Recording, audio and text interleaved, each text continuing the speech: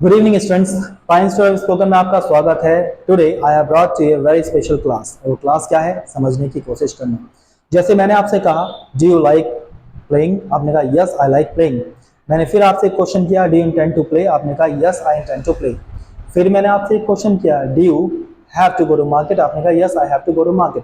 तो यहाँ बच्चों आपने एक लाइन के क्वेश्चन का एक लाइन में आंसर दिया, तो क्या एक लाइन में आंसर देने से आपको इंग्लिश आ जाएगी? बिल्कुल नहीं आएगी। क्यों? क्योंकि जब तक आप अपने आंसर को और ज्यादा बड़ा नहीं करेंगे तब तक आपके अंदर कॉन्फिडेंस आएगा ही नहीं बोलने का। अब अपने सेंटेंस को बड़ा कैसे करें, अपने आंसर को लेंथी कैसे करें? तो अपने आंसर को लेंथी करने के लिए आपको कनेक्टर का यूज सीखना पड़ेगा। Connector means conjunction. कंजंक्शन या कनेक्टर हम उन शब्दों को कहते हैं जो दो सेंटेंस को आपस में जोड़ने का काम करते हैं। तो चलिए आज हम यही सीखते हैं कि कैसे हम अपने आंसर को और ज्यादा लेंथी करें, अपने कॉन्वर्सेशन को और ज्यादा स्ट्रॉन्ग हम करें। तो देखिए मैंने आपसे एक क्वेश्चन किया do you like visiting hill station. आपको अगर कनेक्टर की जानकारी नहीं है तो आप कह सकते हैं yes I like visiting hill station और आप चुप हो जाएंगे। तो क्या इतना बोलने से आपको इंग्लिश आ जाएगी? नहीं आएगी। इंग्लिश बोलना सीखने के लिए आपको अपने आंसर को और ज्यादा बड़ा करना पड़ेगा, मीन्स आंसर को और ज्यादा लेंथी और स्ट्रॉन्ग करना पड़ेगा। तो कैसे कर सकते हैं? आप कनेक्टर का यूज सीख लीजिए, कंजंक्शन का यूज सीख लीजिए, आप आराम से अपने आंसर को और ज्यादा बड़ा और ज्यादा स्ट्रॉन्ग कर सकते हैं। तो मैंने यहाँ पर आपको बट, बिकॉज और दैट्स वाई का यूज करना सिखाया है। देखिए एक छोटे से आंसर का मैंने कितना बड़ा, एक छोटे से क्वेश्चन का मैंने कितना बड़ा आंसर यहाँ पर देना आपको सिखाया है या सिखाने वाला हूँ। तो चलिए कैसे हम दे सकते हैं आंसर। मैंने कहा do you like visiting hill station, आपने कहा यस आई डू।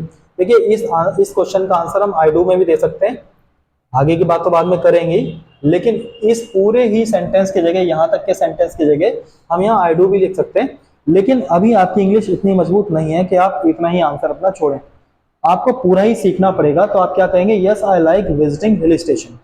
फिर आपने देखिए कहा but I am unable to visit. इस पूरे ही अगर सेंटेंस का मैं आपको मतलब बताऊं तो होगा I like visiting hill station but I am unable to visit.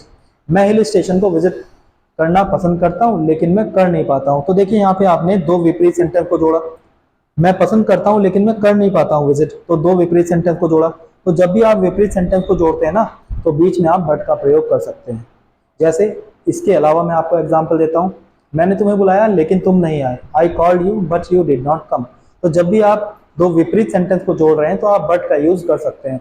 उसके बाद आगे आ जाइएगा, यहां से मैंने कहा I am unable to visit और देखिए यहाँ पर बिकॉज का यूज किया आपने। बिकॉज का यूज कैसे कर दिया? जैसे because I am short of time as well as money.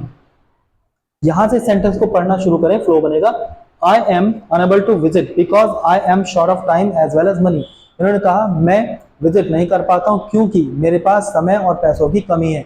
अब देखिए जब भी आपको कारण बताना होता है ना तो आप बिकॉज का यूज करते हैं। क्या का यूज करते हैं? बिकॉज। इसका भी एक और एग्जांपल मैं इससे हट के आपको देता हूं। जैसे मैंने कल नहीं पढ़ाया क्योंकि मैं बीमार था, I did not teach yesterday because I was ill. तो यहाँ पर बिकॉज का यूज किया मैंने, बिकॉज का यूज हम कारण बताने के लिए करते हैं। तो चलिए और आगे बढ़ जाइए, यहां तक हम आ गए हैं। अब देखो इन्होंने क्या किया, इन्होंने और ज्यादा अपने सेंटेंस को आगे बढ़ाने की कोशिश की। अब कारण तो बता ही रहे ना, तो इन्होंने एक कारण के अलावा और भी कारण बताए यहाँ। आई have taken admission in the college this year, इस साल मैंने कॉलेज में एडमिशन लिया है। दैट्स वाई, यहाँ देखिए दैट्स वाई का प्रयोग हमने कर लिया है। दैट्स वाई का प्रयोग हम कब करते हैं? जब हमें परिणाम बताना होता है। तो जैसे इन्होंने कहा I have taken admission in the college this year that's why I have to go there. तो मैंने एडमिशन लिया, परिणाम क्या है? मुझे वहां जाना पड़ता है। I have taken admission in the college this year that's why I have to go there. यहां तक आप आ गए।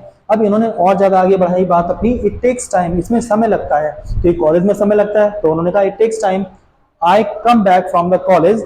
और ज्यादा इन्होंने अपने आंसर को बढ़ा दिया। यहाँ पर देखिए I come back from the college at 4 o'clock then I go to tuition, तब उसके बाद मैं ट्यूशन चला जाता हूँ। यहां से इन्होंने बिकॉज जोड़ा और बिकॉज जोड़ने के बाद ही अपने कारण ही बताते चले जा रहे हैं कि क्या क्या है। देखिए पहला कारण क्या था? I am short of time as well as money. दूसरा क्या था? I have taken admission in the college this year. तीसरा क्या था? यहाँ पर परिणाम बताया इन्होंने।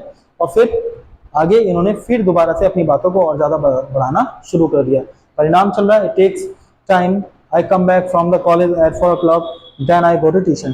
तो इस तरह से आप अपने आंसर को और ज्यादा लेंथी और स्ट्रॉन्ग बना सकते हैं बच्चों।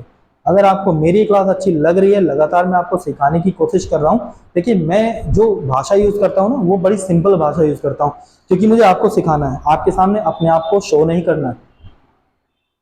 आपको अंग्रेजी बोल के नहीं दिखानी है, केवल मुझे आपको सिखाना है। तो बड़ी आसान लैंग्वेज मैं आपके लिए यूज करता हूँ, और आप भी सीखते चले जाइएगा। और अगर आपको मेरी क्लास अच्छी लग रही है तो आप मेरे चैनल को सब्सक्राइब जरूर कर लीजिए। नमस्कार।